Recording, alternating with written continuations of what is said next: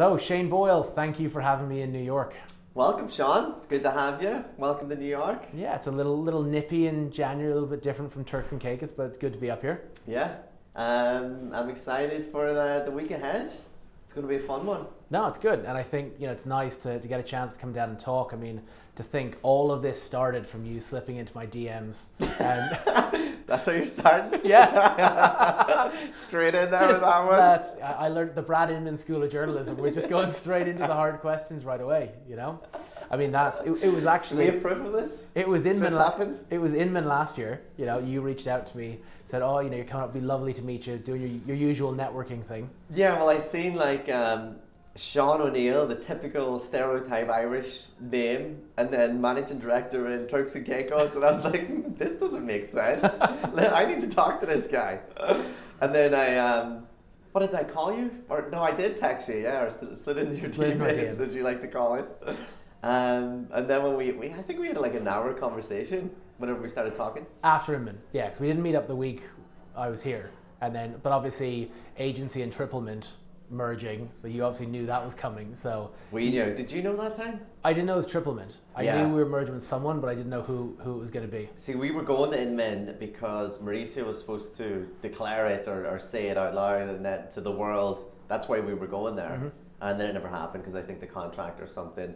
But you just bought out like Times Square and was doing all that thing. Oh, it was massive. Yeah. Yeah. So that was we were all expecting it, and then it just got delayed and didn't kind of happen that week. But the Inman takeover there, and that was the first time I'd been to Inman. So that was Oh, was it? Yeah. Yeah, it was a cool experience to come up, and obviously after COVID and everything, it was always great to go and catch up with people in real life rather than just doing everything over Zoom. They're good events to just meet agents from all across the country. There's not that many New York agents go. Oh yeah, which is good for me. not as much competition, but it's just great to. I love meeting agents anyway. I love meeting agents all across the country, and I think that's what's really got me kind of intrigued into the agency and all these different offices and cities all over everywhere. Like, where are we? Like 67 offices or something. It's always growing. There's 2 more launching today: Nashville and Palm Beach. So it just keeps growing. Yeah, Brian down in Palm Beach. Yeah, man. And then when we started talking, I was like, I got to get talking to this guy. Like, I'm from Ireland, the Irish name, and I was like, I need to know this story. Well, you see, you saw me and you presumed I was from Ireland. It was like last night, given the description. Well, I was like, look. I seen the pictures and I was like, the name, and I was like, oh, this guy's shooing. Well, it's like last night I said, I'm Irish, but you're from Ireland. Like, that's the distinct difference. I will give you the card though. I definitely get the card. You got your posh D4 accent, you're not bad. It's well polished. There's 6 years of well paid for education by my parents to pay for this accent. Everything else was on the side. Yeah. But yeah. People can't understand why we sound so different, and it's like, because you do have an Irish accent, a twang, but it's because you're more educated than I am. I'm a country boy. Killybegs, the poor son of a Spanish fisherman. Although you keep saying the fishermen are gone, I don't believe that. You're ruining the mystique. Going. So give me your backstory. I want to know more about Sean O'Neill and the Irish connection, and obviously your parents came to Turks, or what's the whole story there? Yeah, so my parents were working in Dublin. They'd just gotten married. My dad was a solicitor, my mum was a Montessori school teacher.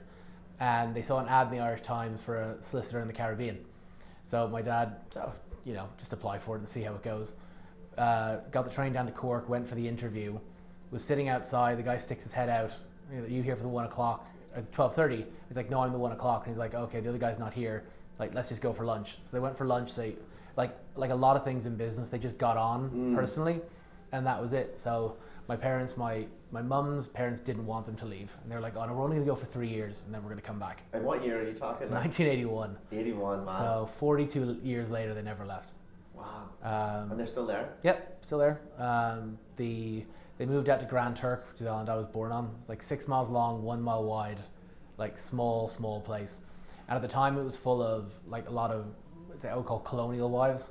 Like my mum would say, like a lot of the husbands would work, the wives wouldn't. The wives would play, bridge in the afternoon and drink gin and tonics, which a lot of my friends think is a great way of living. But my mum was like the hippie kind of flower child of the 70s and was like driven to work. So she started her own school. And yeah, they just kind of settled into the community. They loved being there and they never left. So what about the heat? Like for Irish people, we don't like the heat too much. They just kind of got used to it. They just kind of settled, there's no air conditioning back then.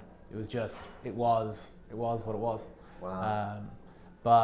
We lived in Grand Turk, and in 1986 we moved over to Provo, where we live now, and that was kind of the shift of all the professionals moving from Grand Turk over to Provo, because that's where all the development and the big hotel projects were all kind of coming up. So yeah, my two brothers were born there. Just 3 of you total? 3 boys, yeah. 3 boys. I come from 4 boys, house of 4 boys. Yeah, so I think after 3 they decided it was enough. They weren't going to try for a girl, that was it. Get that girl. And then I went off to boarding school at 12, went to Clongowes in Kildare, and had no fucking idea what I was being signed up for. It was just like obviously you picked up the accent whenever you were in Ireland. What was the accent before you? American accent. Like I used to get bullied in school for having an American accent, because that's what in school in Ireland. Yeah. Because we had American TV, so like you pick up on what you hear, and that was what we had. So yeah, I showed up, American accent, all happy to the world, and we used to go to Ireland every second summer for like 6 weeks, and the year I went to school, it was like, and I'm not going back. Like I had no realization of what it was, and then just get dropped off to school, and then 6 years in Clongowes and picked up my accent by the end of that, and then 4 years in UCD for college. Awesome. Dublin's a great city. Yeah, I loved it. I mean, it's I'm a small island boy, so like Dublin. Small island boy. Yeah, don't I look it? So with a million people, Dublin's perfect. Like, it was a great place to live. I had a great, I loved boarding school. Made me really independent. And then going to college, like I remember I had friends from the country who came to Dublin to college, and they'd be getting homesick and they'd be trying to figure out what they wanted to do. And I'm like, this is fucking amazing. Like, what's the commute there? It's like, where do you fly? Miami? Then to go to Turks? Direct? We used to go Turks to Miami, London, Dublin. Yeah. So it was a long day to come back. But like I spent like 3 months at a time, Christmas, Easter, summer, go home. And what about the adjustment to the weather? Because it's just raining all day in Ireland and all week and all month. And well, because we were in boarding school, we didn't go outside during the day, right? You'd go from the dorms to breakfast, back to the classrooms, everything was inside. So you weren't, like there was no commute or anything like that. And then we just played rugby all the time. Like they just kept us busy. And it's like if you're busy, you're not going to get sad from being away from home. But, that kind of settled me in, and I've done the trifecta of dirty jobs. I've worked in politics, law, and real estate. So, politics, law, and real estate. Jeez, what a combination! Yeah, and mix a bit of rugby into that altogether. Were you any good with rugby? I'm alright. I play internationally for the Turks and Caicos. I'm the leading cap holder. Really? Yeah. Shit, I never knew that. Yeah, I played 12 times, 10 as captain, 2 tries. I seen you had Brian O'Driscoll out there a few months ago. Yeah, he was great. Did you tackle him? He smashed me in a game of touch. Yes, he did. Caught on camera in a game as well. Of touch? Caught on camera. Just dropped the shoulder into me at the beginning. But we do, the rugby club is a big part of my life, now as well as it was when I was in Dublin.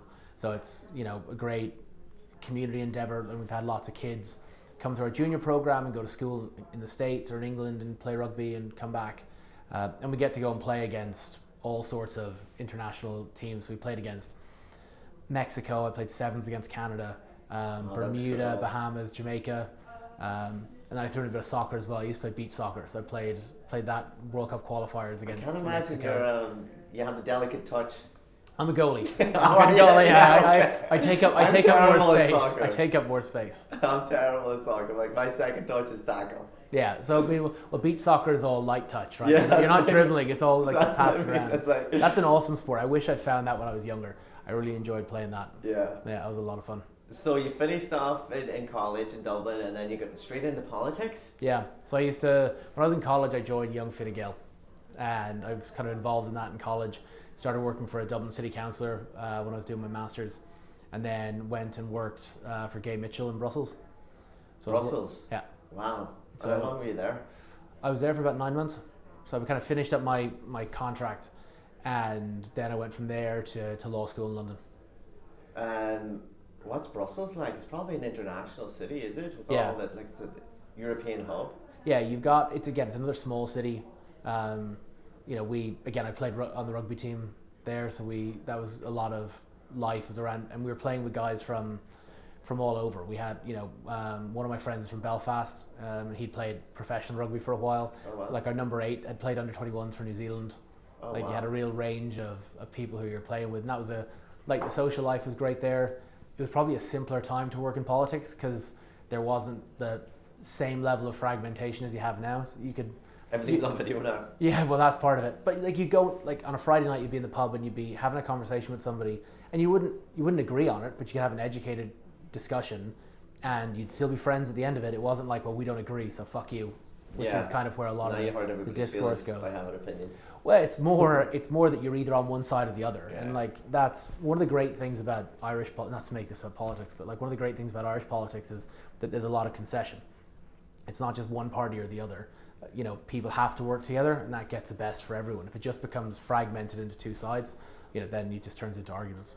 Yeah, and then you went into law. Yeah, so started practicing bankruptcies and liquidations in Dublin and the bust. Oh, the fun stuff. Yeah, we did some really high level bankruptcies. I worked in Sean Fitzpatrick's bankruptcy. Yeah, wow. And then did that, and then moved back to Turks in 2011. So what are you saying to yourself, like all these brokers picking up, or all these people picking up these deals from bankruptcy, and then you're like, I need to get into real estate? Well, it was more, so when I moved back to Turks, so that was 2011, so things were starting to pick up then. And, I was a solicitor, like that was going to be my job.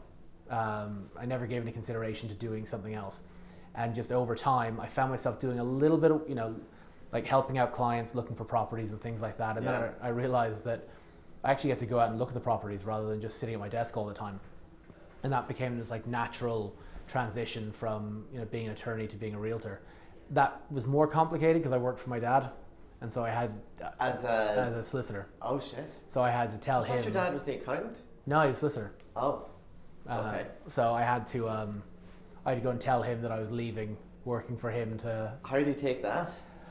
The first time I told him, I'm not sure it really fully registered, and then I was going to the Rugby World Cup in Japan. And I'd booked my tickets to go. What a World Cup. And I said to him, I just booked my tickets to go. And he's like, oh, well, what dates are you going? Because, your mum and I might be going as well, and we can't be away at the same time. And I'm like, I'm not going to be working here then. Like, I'm leaving in July.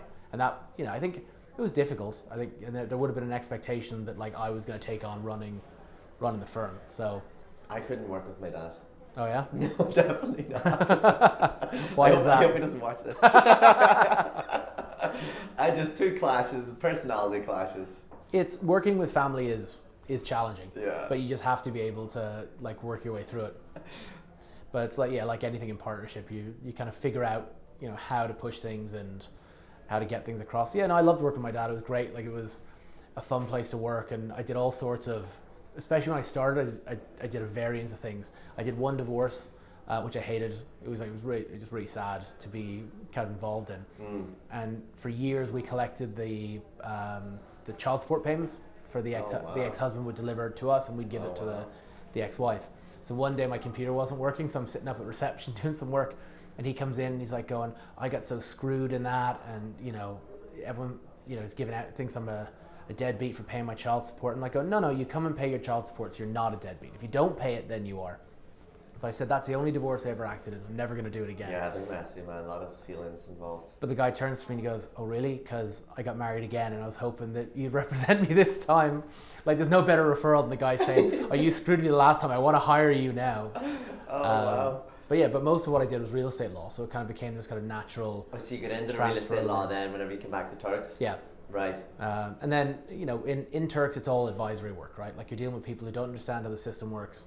They've never bought abroad. They need to really be educated through it. So whenever, like, everything I've just said, in like the first 2 minutes of talking to a prospective buyer or seller, like, you're going to know I was born in Turks and Caicos and I'm a lawyer. Yeah. And that puts me ahead of pretty much everybody else who I'm kind of competing with. I might not have been a realtor as long as they are, but I've got a lot more knowledge and background than most of them will have. And do the, for the transactions there, do the attorneys do the contracts like they do here? Yeah, so we would put together like the offer. No, I'm not allowed. That was one of the things I had to give up practicing law in order to join our real estate association. Yeah. Which I didn't want to do, but in hindsight it was the best thing that could happen, because if I'd been given the option, I would have stayed doing both, and I wouldn't have been able to focus properly, because I, like lots of other people who look at real estate, would have thought, oh, that's easy. You can kind of just, just slide into it. Yeah, exactly, right? They just come in and collect the checks. Like, that's it. But obviously, if you're going to be successful at it, you have to really throw yourself into it. Yeah. But yeah, that's how I kind of maneuvered my way into it. And we had our own brokerage. That's what I was going to ask. So it wasn't right into the agency? No, that's the thing. I've never worked for any other, like I've worked for myself and I've been a partner at the agency. So I've never been in a Caldwell Banker or a Keller Williams or a Sotheby's or anybody else like that. So I don't bring both the positive and the negative experiences that come with that. I just look at it that this is the way I think we should work. This is the way I think we should treat the people we work with. And that's it. There's not, this is the procedure that we had somewhere else, therefore we have to follow it. And the agency's a great company to be with. Like I have so much freedom to put together things, whether it's how I run the office, how I do my marketing, that I'd never have if I was in a structured system in a bigger organization. Yeah, it probably you get to meet people like me. That's it. I would say it probably also helps that we're like an island off in the middle of the ocean, that we get away with things that people don't see. It's so interesting to me. Just like, obviously people can people want to know about what's it like being a real estate agent in New York, but for me it's like, obviously I know that and that's what I do every day, but looking from your lens, or trying to look from your lens, it's like, geez, it's like such a tropical Caribbean island. It's like, what is that like? Like, what's your day to day like that? I mean, one of the things, like, you're still going to work, right? So I think people have this idea that it's all like sitting on the beach and writing contracts with a cocktail with an umbrella in it. I know, right?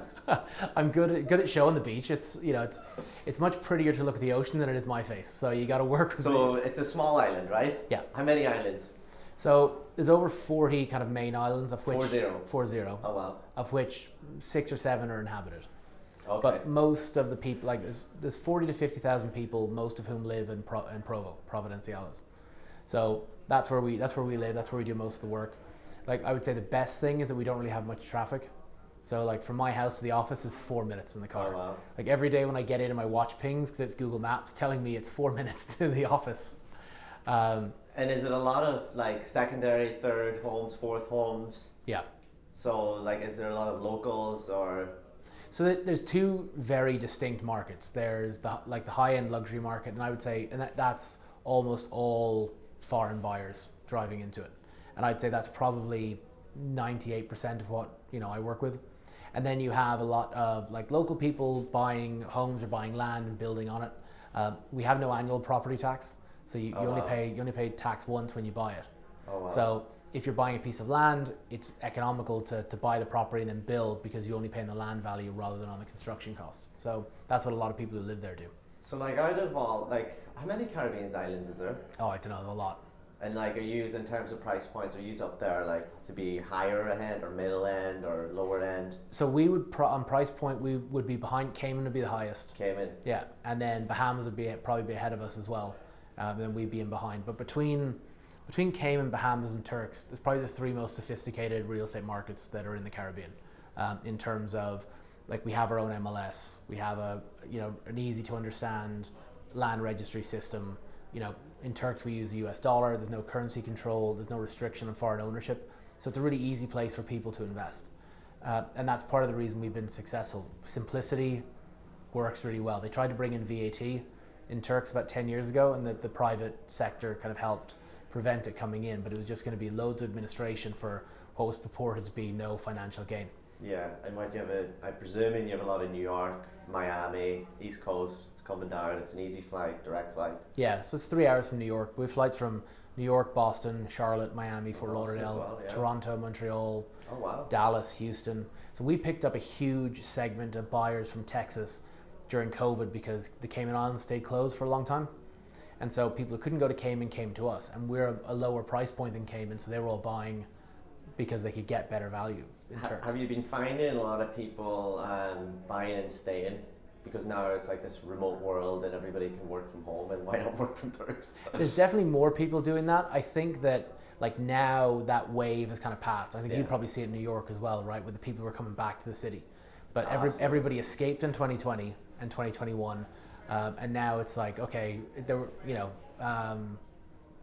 I don't know, it was Robert Refkin or Brad Inman were saying it today, like the remote working, like I'm not a big believer in entire companies remote working, because I don't think you build a company culture doing that. And so I think you see more and more of trying to get people back together to make that work. It's different if you're an entrepreneur, or you run your own business, or you're a consultant, or you're at a high enough level that you can motivate yourself. You need the human connection, man. You need the human connection. I find that, well, I do anyway, I'll speak for myself, like you need sort of that get in the rubber room and start to just feed off other people's energy. When you're on your own, or when you're out and working from home, you can be so isolated, and you're kind of stuck in your own bubble, and you're not in tune with what else is going on around. I'm a big proponent of the office, going in there. Even I'll try to go in there just once a week, and I don't have a desk in the office or anything. I'm just going in there to see people. It's so important. Especially at our job, because like creativity is such an important element of it, and you're around other people and you just bounce around ideas, and like the amount you hear this, you hear that. Especially, well, in our job, like knowledge is power, right? And especially in somewhere like New York or in Turks, where you're in there and somebody says, oh, I know someone that's coming up on market, or I was talking to an agent at a different brokerage and they told me about something else. Like that opens up the doors. And if you're not seeing each other, that just gets lost. You can have Google Spaces and WhatsApp groups and everything else to help structure it, but that can't be the primary base for it. It has to be, human to human connection. What was it like? So how long is the agency office in Turks open, and then what was it like the transition into that? So we're open. And is that whole the agency world? Because I'm still relatively new. What am I, like 6 months or something like that? So we're open 6.5 years. So I joined about 6 months in, and like no one knew. We ourselves and Cabas and Lucas opened around the same time. So we're the first franchises ever. So all the offices were in California, pretty much all in LA. Yeah. So no one really knew what the agency was. And it was, oh, they've got those two guys on $1 Million Listing and Real Housewives TV show, but no, like there was a lot of time spent educating people on what the company was about and what value it brought to the market, and why you should choose this new company to represent your properties versus the tried and tested brokerages that have been there for a long time.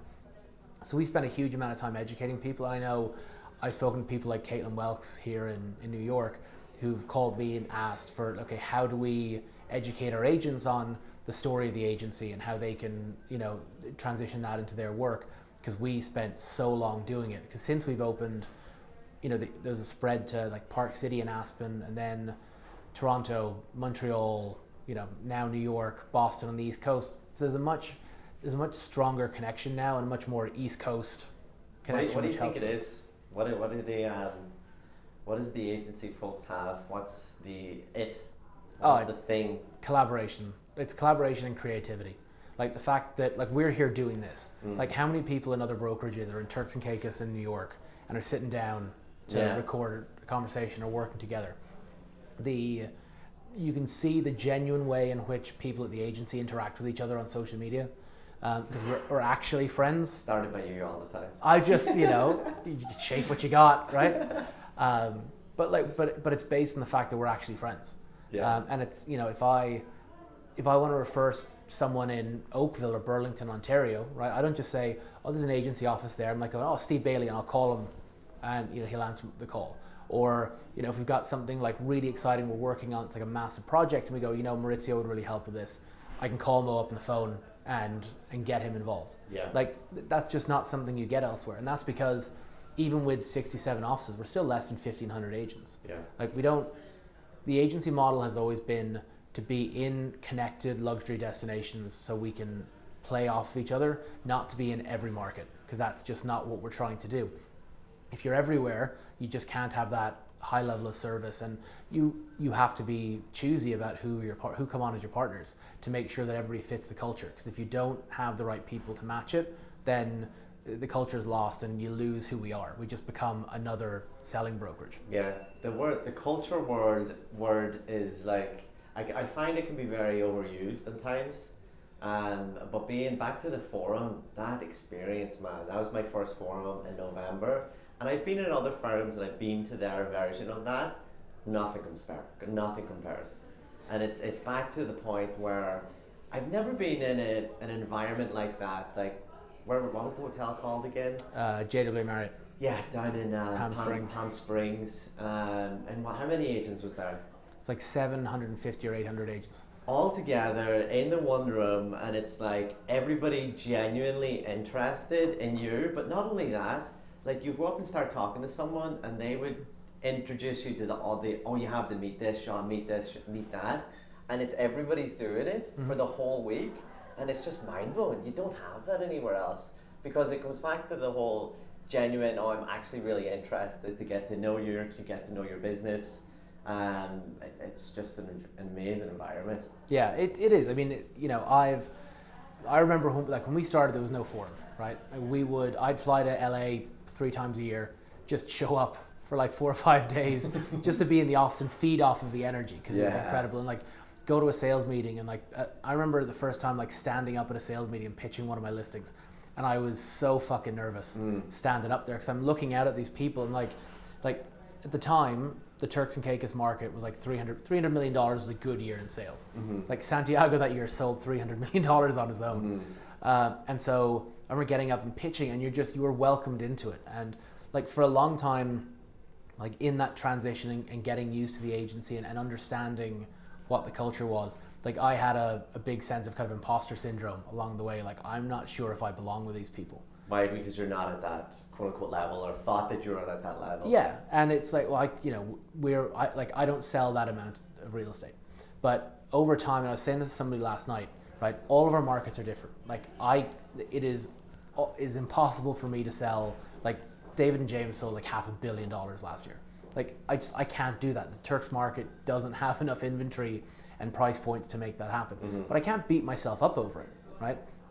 I can be the best agent I can be in my market. I can be successful in my market. I can be a great representation of the company and the listings and things for my clients. And that's what you have to focus on. And that's why someone said to me when we came back from Forum, they're like, oh, is it everybody's talking about like, how much they sold last year? And I'm like, not a single fucking person asked that question, because nobody cares. It doesn't matter what your volume of sales were.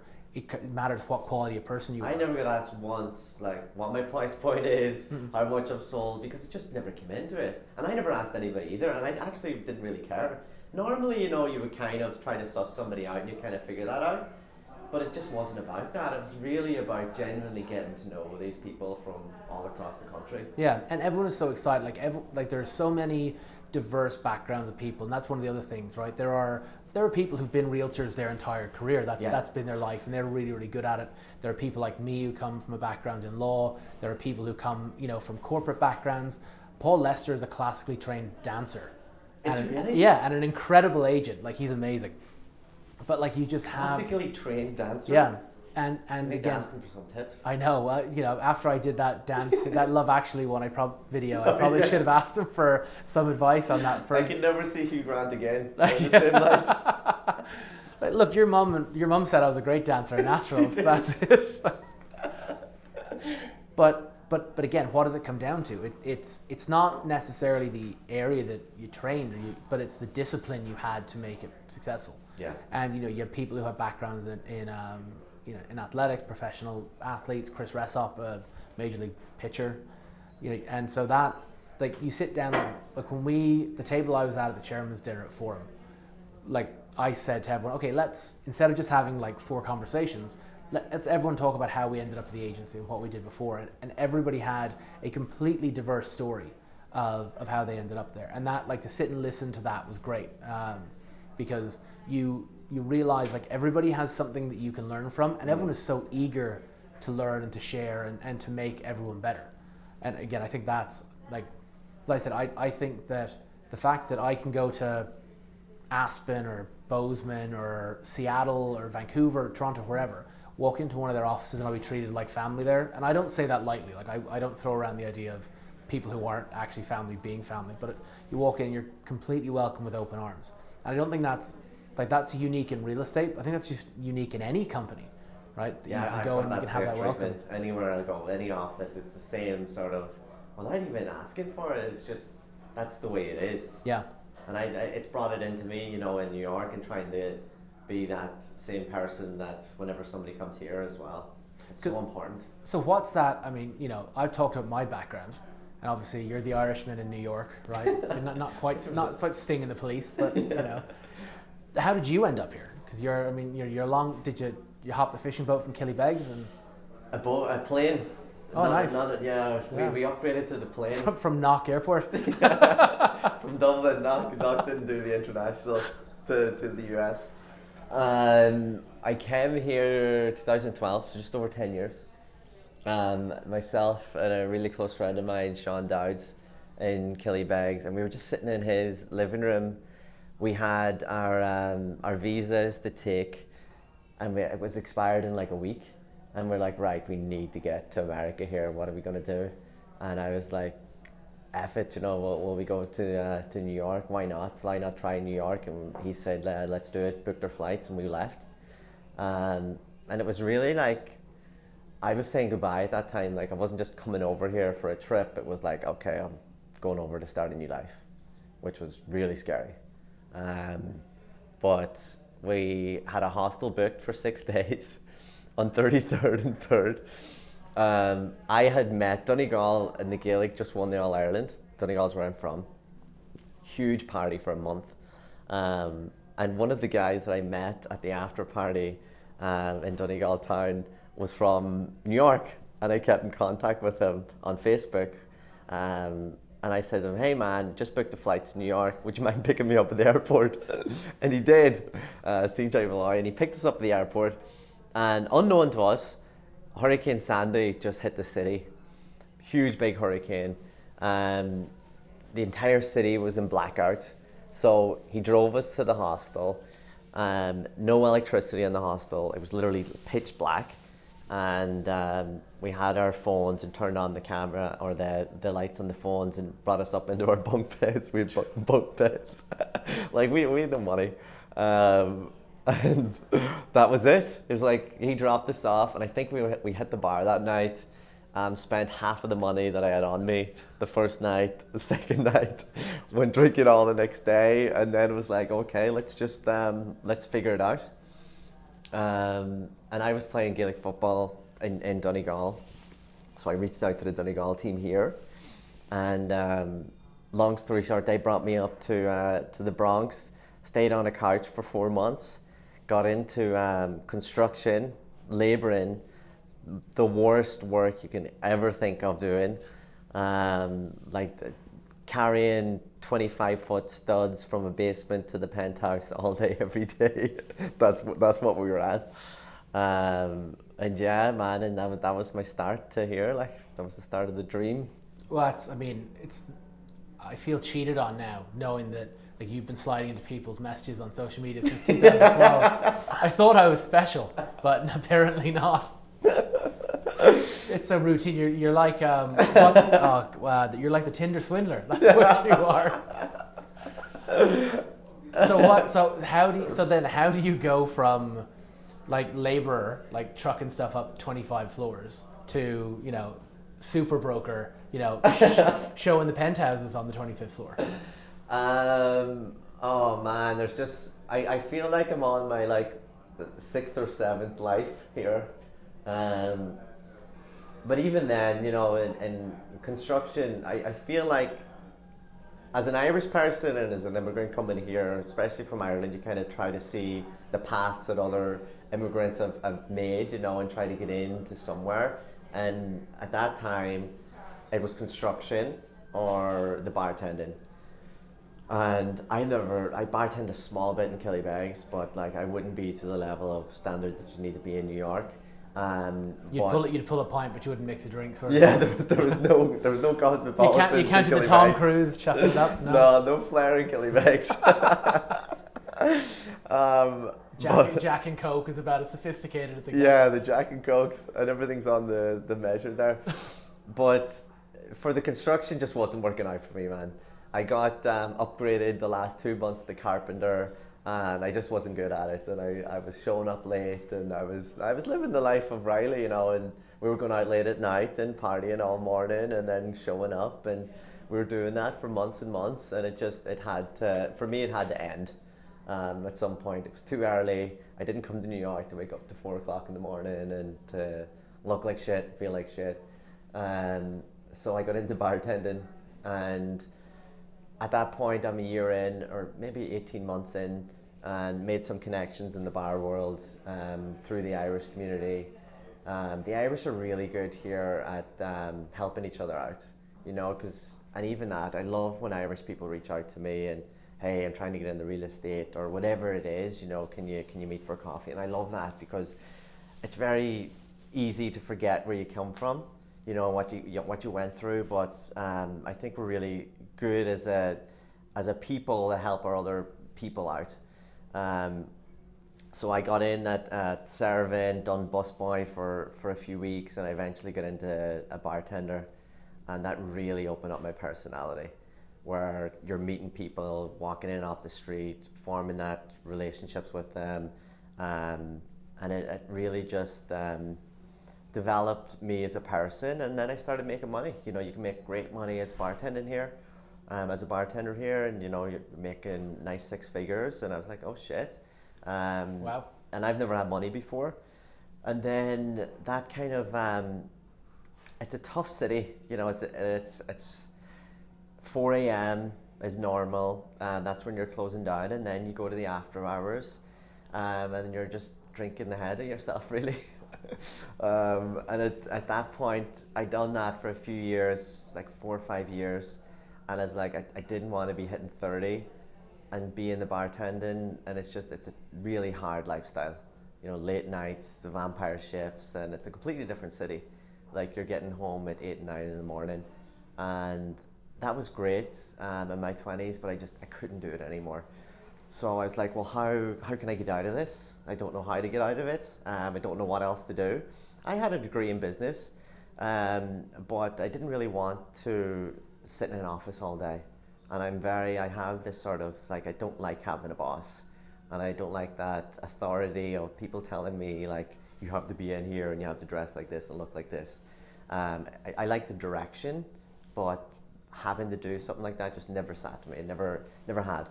I always had that sort of conflict of having a boss. So at the time, my best friend at the time rented an apartment in the Upper West Side, and the guy that rented him the apartment set up his own brokerage, and he needed agents. And he says, hey, you guys, 2 Irish guys, bartenders, you're good with people. Do you want to get your real estate license? You'll probably be good at it. And we're like, really? And he was like, yeah, I'll pay for it. And it's a really low barrier of entry to get your license here. You have 75 hours of class work. You can do it online or do it in the class. And then you're licensed. You take a state exam and you're licensed. So we signed with him, and he looked after me really well, but cowboy hat, cowboy boots, really interesting character, and the company was called Your Vanity Realty. I feel like Donegal, that's just up your alley, right? I know, Are you describing him or you? There was a lot of similarities to my upbringing. Cowboy builder, cowboy real estate. But he really took care of me, and that was my start. That was my start in the real estate world. We were working out of his home in the Upper West Side and started on rentals. And here you can make good money on rentals, which isn't the same in most other states. You're charging the tenant that's coming into you a fee, and it's really just volume. I had done that for 2 or 3 years, and then I kind of was growing out of it, and I needed to get into sales, but I wasn't at a sales company, not at a sales. The people around me weren't doing sales, so it's very hard to kind of break through on your own. And I reached out to someone that I met along the way, Aaron Seawood, who I really was drawn to his energy, and he was at a big firm as well, and reached out to him, and he was gracious enough to take me in and to take me into his team. I got into the sales world through that. Yeah. And then obviously that team joined Triplement. We joined Triplement during COVID, all virtually, didn't meet anyone in person, and it was a real leap of faith. By mostly Aaron, but by all of us together, we all agreed to it, to go. And I was going to stay, we were a compass, I was going to stay, but there was just, we liked what the guys at Triplement were doing. And it really comes down to the people at the end of the day, and you have to, that environment, you have to trust the people around you and that they're going to take care of you and that they want to see you succeed, and we got that feeling from them. And we had that at Compass as well, but it just, there was something different there. And then we joined Triple Mint, and then COVID reopened then, and then the New York market went bonkers. And then the agency came in, and we knew around February of last year, so about a year ago. And then officially it came like August, September time. Yeah. That was it. That was it then. So how have you found then being part of the agency? I mean, we talked earlier about the connectivity, right? But you're I think it's an Irish thing, because you're very similar to me in the sense of proactively reaching out to people, and not just for the sake of business, but like just out of genuine interest. I don't care about the business. I really don't. I'm genuinely interested. My thing is people, and that's where I get all my energy, and that's where I learn. I learn through people. I don't learn off books. I don't really read. I'm very like in the experience through my own failures and through talking and getting to know other people. And that's what makes this job so interesting for me, especially in a city like New York. It's like I'm meeting all these different people from all these different industries, making money in so many different ways. And for me, that's just information. That's making me better and making me stronger. And then for the agency piece, well, for you, it was like I seen the Irish name, so I was like, immediately I need to like get to know this guy. I think then you might have connected me with Heather. Or no, it was Abby out of Pasadena connected me with Heather, because it was in Heather Sinclair in Aspen, and I had a ranch to sell in Colorado, so I needed a Colorado agent, and we immediately hit it off. But I'm just genuinely interested to kind of, I love agents because we're a special breed of craziness. It's like not everyone could do this. No, definitely not. Yeah, and it's like you've just so many relatable factors. And everybody operates their business completely differently. There are some sort of guidelines of like, okay, you should be doing this and that. But for me, it's so interesting to like see people over in California and how they do business. And I'm always picking up tiny bits and pieces. Like in you down in Turks and doing your videos, it's like, oh shit, well, if he's doing it, I can do it too, you know, and I'll start doing it and I'll start interacting, which will make it more fun for me. And it's just, you're always learning, and I just love that about people and the agency and the culture as well. Like once we went down to the forum, it just blew my socks off, literally blew my socks. I was like, I've never seen anything like this in my life. Well, I find, you know, that learning from other people, and like when we came out of, so July 2019 was when I finished being an attorney and went full-time into real estate. And of course I thought, oh, this will be easy. And then of course it's like 6 months kind of scrambling, because everyone looks and they go, like, first of all, I've never heard people say so many nice things about lawyers until I said I was leaving to become a realtor. They go, why would you give up an honorable profession? And I was like, you called me an asshole lawyer in the bar last week, and now suddenly, you know, this is an honorable job. Then I started to get into it, and things were going well. And of course, in the history of the agency in the Turks, we'd had, you know, Hurricane Irma came through within our first year, and we'd had these kind of challenges along the way. And I remember we were about to sign a new lease on this new expensive lease on a new office, and I'd gone over everything, like literally they're waiting to be signed. Ian was going to come in to countersign the deposit checks, and then Trump brought in the European travel ban, at which point it was like, oh, wow. No. It's like, and I remember texting Ian going, we just can't fucking get ahead, right? Like every time it feels like things are building up, it gets swept away from us. And so then we had COVID and just trying to keep deals together in the hope that everything would keep moving, not knowing what was going to happen. And we kind of came out of it, and I spent that time in lockdown and stuff, like figuring out, okay, social media, what are the things that I need to do to kind of push ahead. And prior to that, Natasha Sislow, who's an agent in Beverly Hills, who's amazing, she had gone on this journey because she'd been told by a psychic that her life partner was born on November 2nd, I can't remember the date, in Paris. Yeah.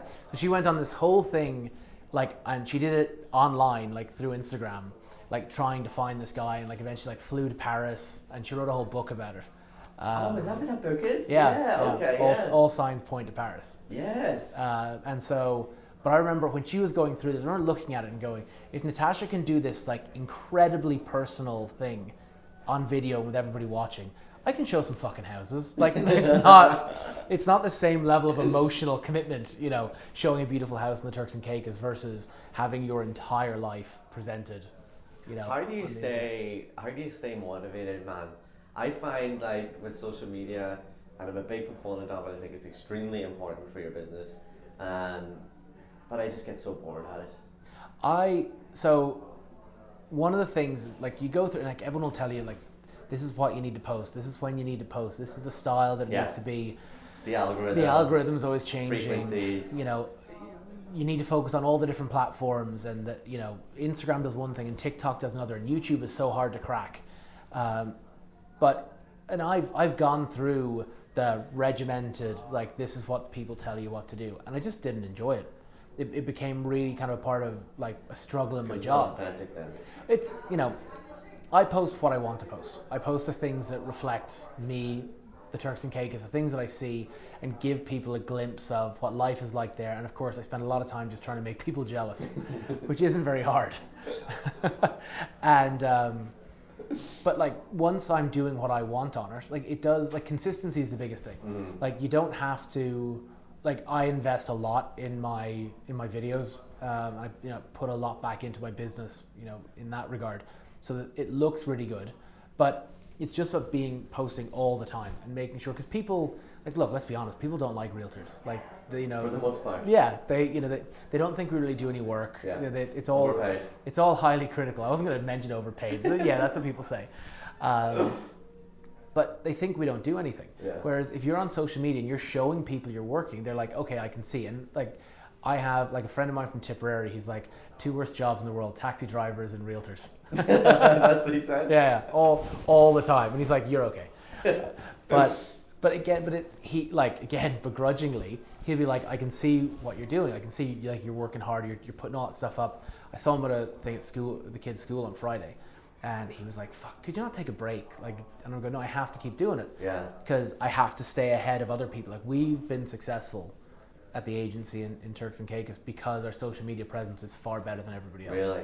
We bought into it ahead of everyone else, and we invest so much back into it. And we can see other offices, you know, imitating some of the things that we do, but it doesn't come naturally to them. They don't want to do it. And so unless you really want to do it, like people can see that it's not authentic, and you're not going to keep doing it. And it's the consistency that makes it work. I mean, when I started doing my videos, there was a friend of mine from when we were kids. So his background in video production was in the porn industry in London. Oh wow! Yeah, so that's where he learned all his editing skills and things like that. Yeah, editing and like helping set up the rooms and stuff. He wasn't a star at all. He wasn't a star.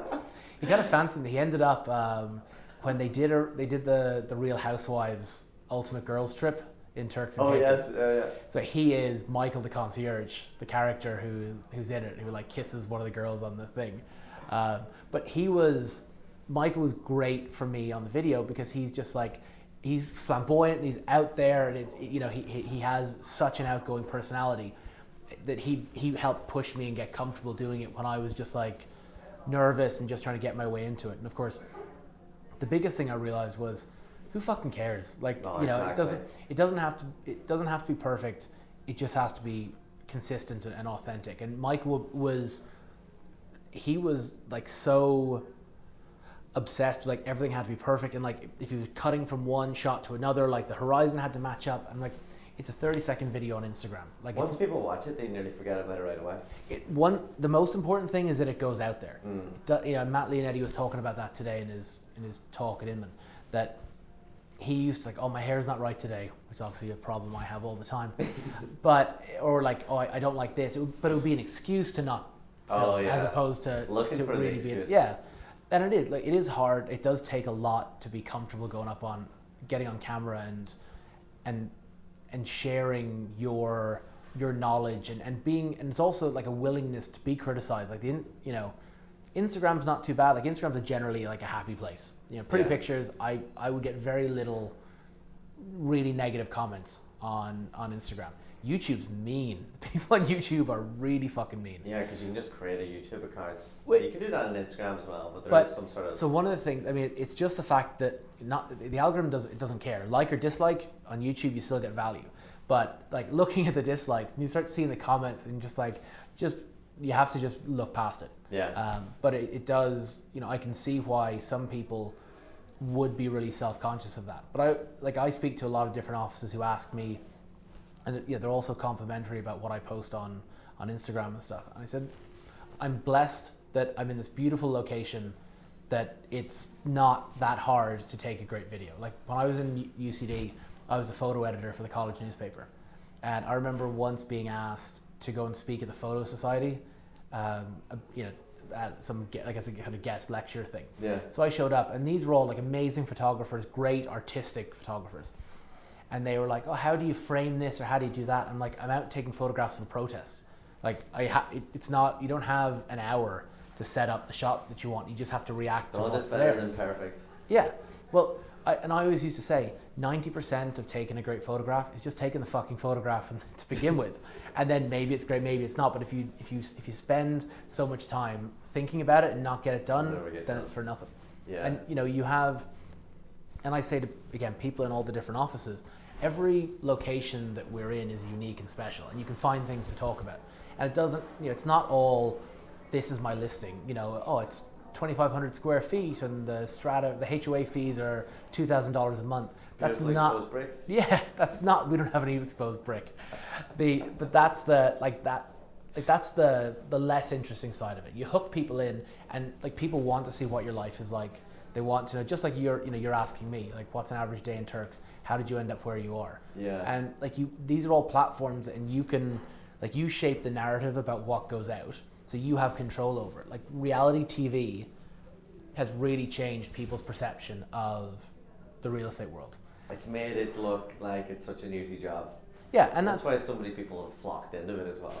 Yeah, I mean, you have, you know, whether it's obviously Selling Sunset is very dramatic. You know, our show Buying Beverly Hills kind of was less so. But I mean, they're all scripted shows, right? They're there as entertainment with some basis in reality. But I remember when Buying Beverly Hills was coming out, I was really nervous about what the presentation of the agency was going to be, because I've been involved in it for so long, and I've contributed to helping create the culture that's there. And as long as you have your social media page, you control what goes up there. And if you don't like something, you can take it down. You can't on the TV. You hand it over to third-party producers, and it comes up whatever way they want it to. And like, I don't think I would have the comfort level of some of our colleagues and friends who were on that to be presented. You know, you look at obviously like Alexia and Farah, like they've grown up around reality TV, so they get it. Like it's water off a duck's back to them. But again, that's something totally different to us. But yeah, when the show was coming out, I was really nervous. How are they going to portray the agency? What are people going to think? But I found when the show did come out, the amount of people who reached out to me that I hadn't heard from in years, like people I was in college with, people I was in school with, because they saw the show, they know I'm with the agency. Yeah. And maybe they didn't quite connect everything, and suddenly they saw it and they're like, holy shit. And it was like the #1 show in Netflix in Ireland. I know, Ireland is blowing up. When I was home at Christmas, everybody was talking about it. Yeah, so it's, you know,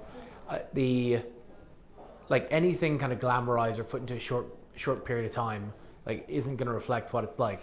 There are shitty parts to being a realtor. Yeah. You know, like every job, right? Yeah. And like when I started as a realtor, I spent a lot of time analyzing the top agents in Turks and looking at all of them and trying to figure out, why is that person successful? What can I take from what they do to make myself better? And yeah, what are they not doing that I can kind of create that gap that's going to make me successful and people are going to see what I'm doing? And as I went through it, I was trying to figure out, and I was asking a friend of mine, I said to him, you know, what do you think about this person or that person? What do you think it is? And he just looked to me and he's like, mate, you're not curing cancer. Like, don't overthink it. He's like, you know, the biggest thing is just like getting in front of people and them liking you. Trust. And if they, it's like, know, like, and trust, right? But if they like you, everything else becomes so much easier, and that opens the door to everything, and it comes back to like individual relationships with real people. What's the as a life as an agent in Turks? What's the biggest challenge there? Patience. So their transactions. I presume, now I could be wrong. Somebody flies in, like let's say from New York, wants to buy in Turks. Like, chances are they're probably not going to buy on that first trip. So on average, this isn't a Turk stat. This is just like a general. I think Mansion Global had this a couple of years ago. In second markets, vacation markets, people buy on their third trip. Third trip. Okay. So the first time they come down, they like it enough to come back for a second time. Maybe just go there for the first time. Sometimes you get that, but they go the first time, they like it. So like, oh, we should go back there again. Second time they come back, we really like this. We should look at buying somewhere instead of paying to rent a place every time. So they start to look around a little bit, and the third time they come back, and it's like, okay, we're going to buy something now. And so we, that's a fairly fair reflection. That could be spread over 3-4 years. 100%, yeah. Oh, you're like you're cultivating these relationships for a long time. Say you have to keep on, because like. And again, that's where like social media is great, because they can see what you're doing, and it's just they think of real estate in Turks and Caicos, they think of me because it comes up all the time. Yeah. And then on the seller side, because you're dealing with people we're not selling residential homes where someone wants to move from one house to the next. You have your buyer base changes every week, and if a place is short-term rented and you can't get into it, you can't show it, maybe that right buyer doesn't see it, you don't sell it. Oh, wow. So like pre-COVID, the average list to sale period was 18 months. Jeez, wow. So you have to prepare your sellers for that. And most of these are income producing investments, right? So they're like, if I get the right amount of money, I'll sell it. But they're not like super financially motivated to like shift I'm coming to you as an owner in Turks, like, okay, Sean, I'm ready to sell my home there. And you're like, okay, let's, we'll get 18-month exclusive. It's going to take you 18 months. It's usually 12. Wow. But then but it's 12, and it'll also be, okay, look, here's a price range. And I go, here's where I think you're going to sell it quickly. Here's where you're going to be more patient. What do you want to do with the money? Patience is not a lot of, it's not high up in the things that people have in New York. I know, but that, like when you're dealing with buyers, that can be a good thing, because they come in, they're like going, we want it, and that's it. And I have some amazing clients from New York. Yeah. And once again, what's the best vote of confidence you can get from a client? They refer other people to come and use you as an agent. But yeah, you have to, being top of mind, being out there all the time. We were lucky that we got trusted with Waimara Villas to represent. It's kind of a pre-construction property, and Bruce, who's a developer there, like took a big chance to give us the opportunity to step in where there weren't many people working in the new development market. There was one prime player, and that was it.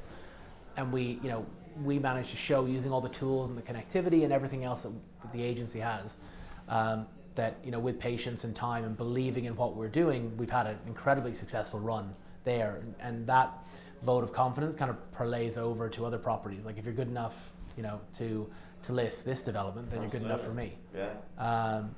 But yeah, the hardest thing is patience, and people. Also, patience and communication, right? Because again, you can have a listing where you have no showings for 3 months, and you let the seller know, look, we're not having activity, and that could be because our market's cyclical. September, October, you're not getting many buyers. But then somebody walks in, they make an offer, and like 30 days later, it's sold. Yeah. Near asking price. And these are all they're all villas, single family villas. Condos, villas, land. Or condos as well. Yeah. So I'd sell a lot of condos. And again, that's more like primarily lifestyle investment. People want to come and use them regularly. Don't want to have to think about anything. And then mostly these people are Airbnb in or VRBO or. A lot of the condos are all through on-site rental management companies, and then the villas are either through they're on Airbnb and VRBO, but you'll have a property manager on island who'll look after it. Yeah. And that's the thing. Anytime I meet with a buyer, like I've one question for them I ask every time, like, what's your primary goal? Is it personal use or is it income? Mm-hmm. Because that, once you tell me the answer to that, it changes completely what direction we go and look at those. And it varies. You get some people who are like, no, I just want to be able to come down and use it, and if it pays for itself, great, and if it doesn't, fine. But like the days of the traditional holiday home are over. Like, you're going to make money off of it. It's just down to how much you want to make. Yeah, exactly. Yeah, it's so different to here, where it's all life change. your life is getting bigger or smaller, or a divorce or a marriage. Usually it's why people trying to time the market's extremely difficult here. It's typically people are buying for, we're starting a family, or we're downsizing from our big 4-bedroom apartment into our 2-bedroom, or whatever it is. It's all life changes. It's just a different way of working. Well, I mean, that's like, what's it like living and working in New York? Because I lived in London for 2 years, and I was in law school, and I was over and back to Dublin, so I wouldn't, I didn't have any money, and I didn't, It's crazy. It's crazy. But I would struggle with the idea, I think, of living in New York. Yeah, I mean, it's you have to love it. You really have to genuinely love it. Otherwise, it's just going to eat you up. And it's all day, every day here, which is, I'm sure it's the same in most other states and cities. It's the competition is high. There's always, everybody knows of an agent or their cousin or their brother or this person and that person, and you have to just keep on grinding at it and keep on putting yourself out there, and but it's tough. It's really just it's a great city to there's so many people here, right? And there's so many different avenues where you can meet people, whether it's you go out to a bar. You can go to the bar here. Everybody kind of finds it weird where New Yorkers can go to the bar on their own and just sit there and you just start talking with people. Whereas you don't probably do that in everywhere else. You might look like a bit of a weirdo, but here it's okay.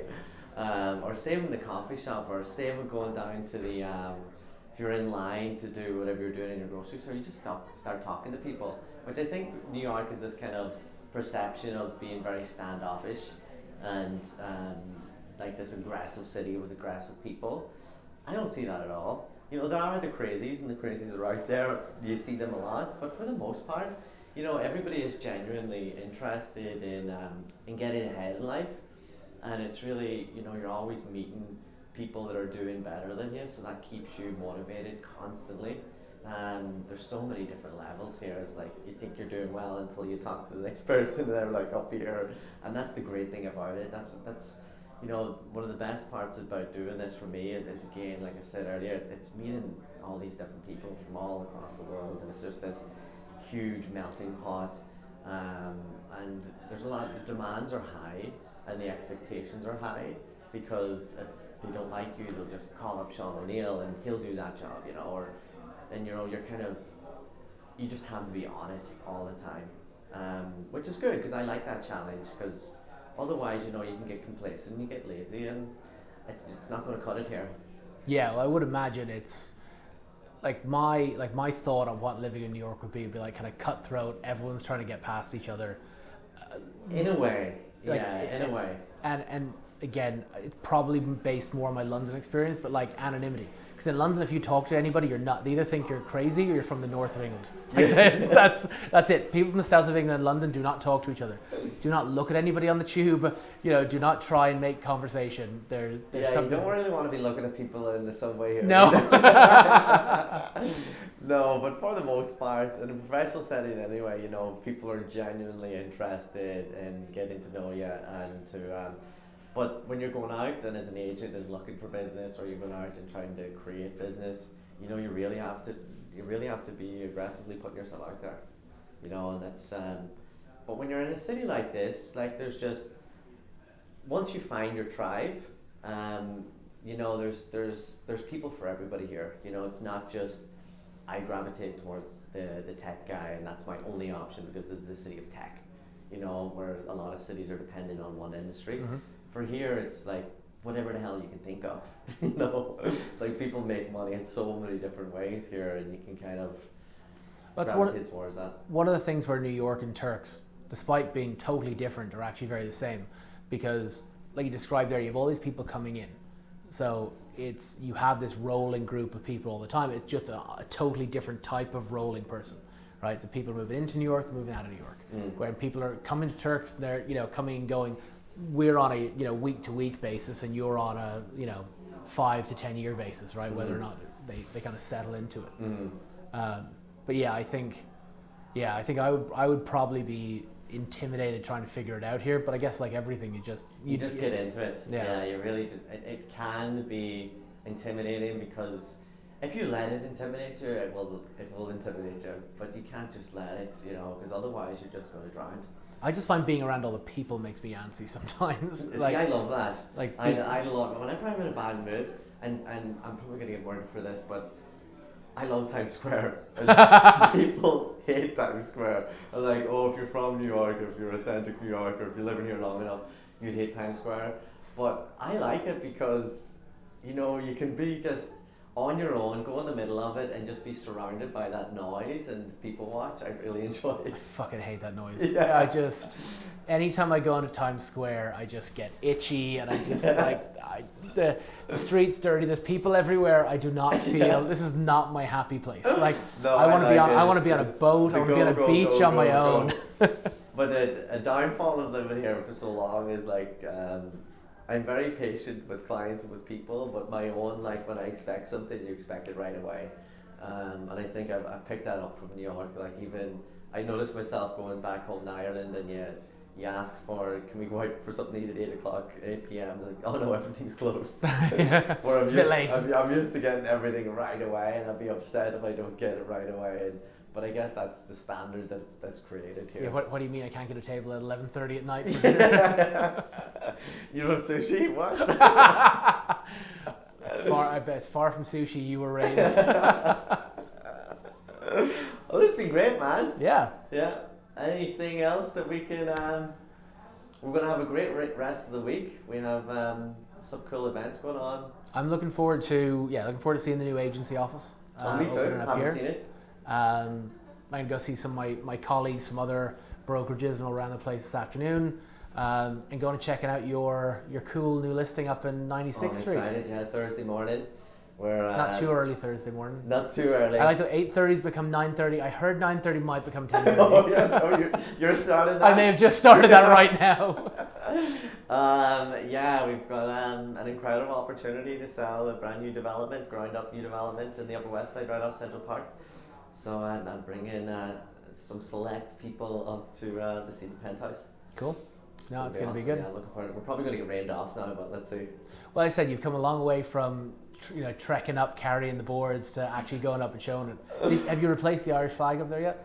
No, it's gone. Shame. It's gone. We got the video though. You could always get another one, right? So it wasn't the only Irish flag. No. Just make sure you don't get one of those kind of off-color Kerry flags. It's got gold No, at the it's end going to instead be of real. orange. Yeah, it's going to be real. All right, awesome, man. Yeah. So now the next one of these, on the beach in Turks and Caicos. That's the way it has to go. You inviting me down? 100%. I have a place to stay. Yeah. I'll slide into your DMs with a couple of recommendations. And I'll have 3 guests with me. Is that okay? Yeah, we'll work it out. Is Dave's going to come? Yeah. I didn't. This is a funny story. I told you my Sligo IT story, right? No. So, totally unrelated to anything else we've talked about. So when 10 years ago, my wife and I bought a house. We had no money after we paid. No, fuck no. In Turks and Caicos. So we had no money after we bought it. Her sister got married, so we flew back to Ireland for the wedding, and then we were going to Sligo in the west of Ireland for like a week's holiday. And so Niamh had gotten this, what's it, like one of those like online discount site.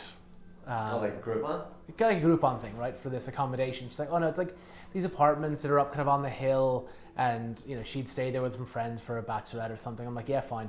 So we drive out to it, and she kind of goes into the office, she comes out, and she's like, oh, this is the wrong place, it's around the corner. So we drive around the corner. The place we got were the Sligo IT student accommodation. The Clarion. That we stayed in there for a week, and it was the exact same layout as a UCD student accommodation. It smelled exactly the same as a UCD student I accommodation. went to college in Sligo. Yeah. I was in them. That's where I was. Yeah, so that's my Sligo story. The other one, my Westport story, because your missus is from Westport, right? So, when I was 17, so my mum came over from Turks for Halloween midterm break, and my brother Brendan was in Clongowes as well with me. So we went out to Westport for a couple of nights like that weekend. Great time. So Matt Malloy's. we go to Brendan's friend's parents' house. We're outside. The weather was gorgeous, and like Brendan's friend's dad is just like giving me cans of beer, like just drinking away, like, having a great time. And then we go out for dinner in town, and then my mum, my granny was there, and Brendan go back to the hotel, and I'm like, oh no, I'm gonna go to some like nightclub that's on the main street there in Westport. The Castle Court, I don't know what it was, but so we go out, and there's like loads of people there because all the Dubs have come down for the weekend.